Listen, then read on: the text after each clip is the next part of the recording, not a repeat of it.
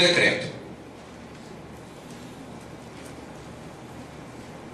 Bom, de acordo com o artigo 319, item 8, a fiança será prestada para assegurar o comparecimento nos autos do processo, evitar a obstrução do seu andamento ou em caso de resistência injustificada à ordem judicial. Esse artigo, aparentemente, ele é bem vago. O Código de Processo Penal não traz o que efetivamente seria evitar a obstrução do andamento, né, professor Marcelo Lotto? Ou mesmo essa resistência injustificada à ordem judicial. Qual é essa resistência? É ele não comparecer a um ato?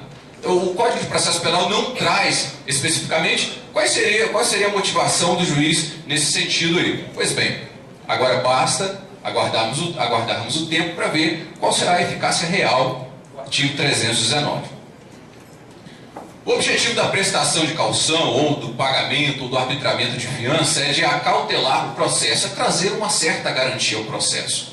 Há um entendimento de que se o indivíduo sente no bolso a responsabilidade de pagar pela sua liberdade ou a sua suposta liberdade, ele terá mais cuidado no acompanhamento do processo. Bom, nós vimos aí constantemente, pelo menos na redação atual do Código de Processo Penal, onde há o arbitramento de fiança ou essas situações de arbitramento de fiança, normalmente naqueles casos mais simples, nos casos menores, como o caso de crime de furto, onde há uma perda patrimonial pequena e, por consequência, também uma aplicação pequena do valor da fiança. Vamos ver como vai ficar de agora em diante, né? Pois bem, o artigo 341 diz que julgar-se-á quebrada a fiança.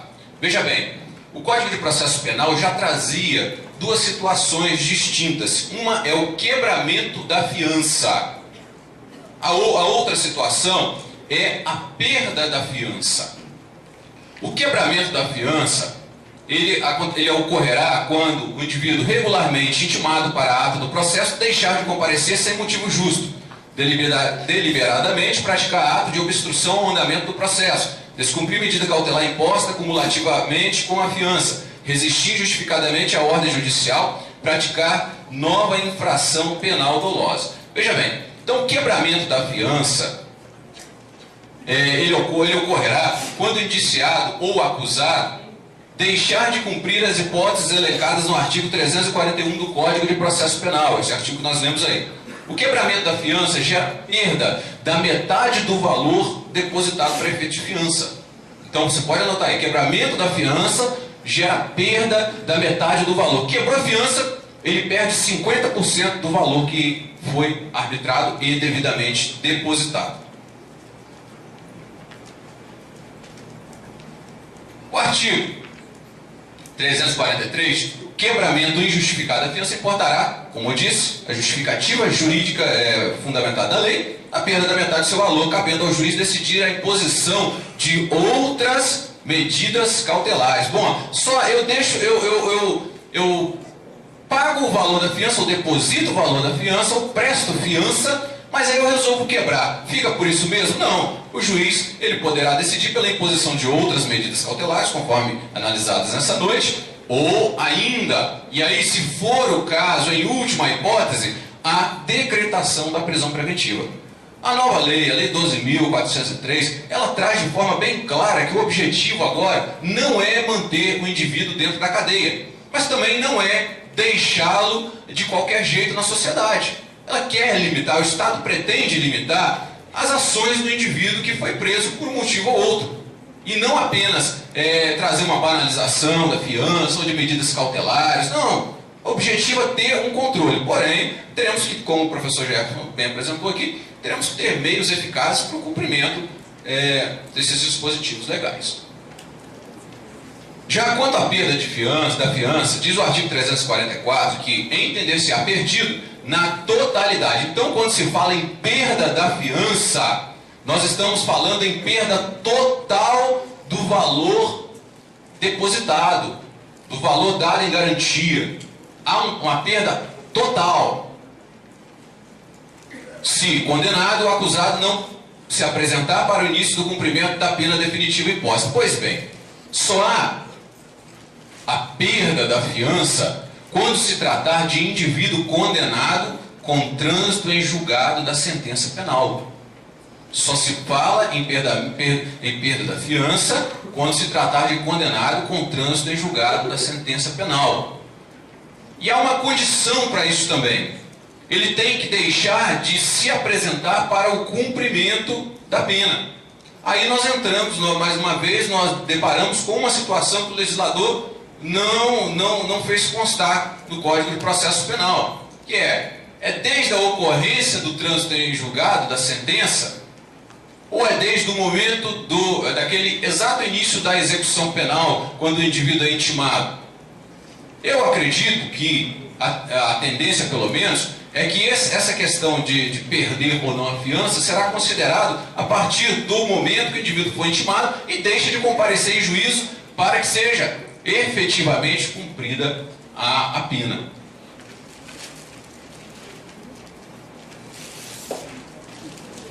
A autoridade policial somente poderá conceder fiança nos casos de infração cuja pena privativa de liberdade máxima não seja superior a 4 anos. Já falei a respeito disso daí. Então, a autoridade policial, ela hoje teve ampliada, aí quando nós falamos em autoridade policial, nós estamos falando dos delegados de polícia, né? Então, eles hoje têm o poder de arbitrar a fiança quando a pena máxima for igual ou inferior a 4 anos. Pois bem, já o parágrafo único diz que nos demais casos, aí entende-se as penas máximas superiores a 4 anos, que deverá ser requerido ao juiz, e ele terá o prazo de 48 horas para arbitrar ou não a fiança. Gravem isso, esse prazo de 48 horas, prova da OAB, comumente cai essas perguntinhas: qual o prazo para que o juiz decida a respeito do arbitramento de fiança? 48 horas. Aí vem lá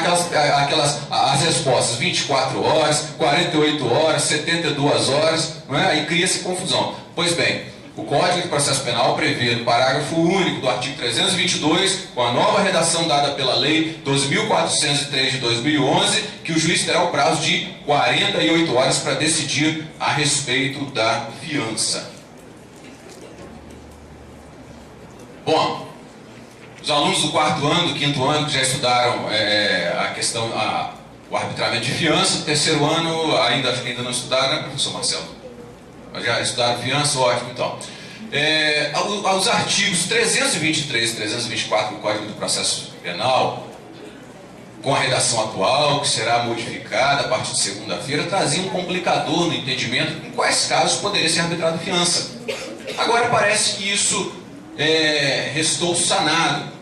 Os artigos 323 e 324 continuam dizendo em quais casos não serão arbitrados fiança. Só que facilitou bem mais. O inciso 1 diz que nos crimes de racismo. 2, nos crimes de tortura, tráfico ilícito de entorpecentes, drogas afins, terrorismo, e nos definidos como crimes hediondos. Os crimes cometidos por grupos armados, civis ou militares contra a ordem constitucional e o Estado democrático.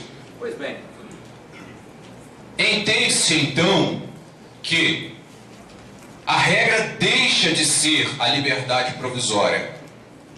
Até então, a principal petição que se fazia a fim de buscar a liberdade do indivíduo era a petição de liberdade provisória sem fiança. Com a nova redação do Código de Processo Penal, a principal forma de se buscar, ou a mais comum, que se tornará a forma mais comum de se buscar a liberdade do indivíduo, será a liberdade provisória com fiança. 324 diz ainda que não será igualmente concedida a fiança aos que no mesmo processo tiverem quebrado a fiança anteriormente, concedido ou infringido, sem justo motivo, qualquer das obrigações a que se referem os artigos 327 e 328. Bom, o indivíduo preso, ele está compromissado. Quando é arbitrado fiança e ele presta fiança, ele está compromissado na forma dos artigos 327 e 328. Em caso de prisão civil ou militar. Pois bem, na questão da prisão civil, muito embora o Código de Processo Penal seja taxativo quanto a isso, já está começando a surgir um entendimento nos tribunais superiores quanto à questão da pensão alimentícia não paga.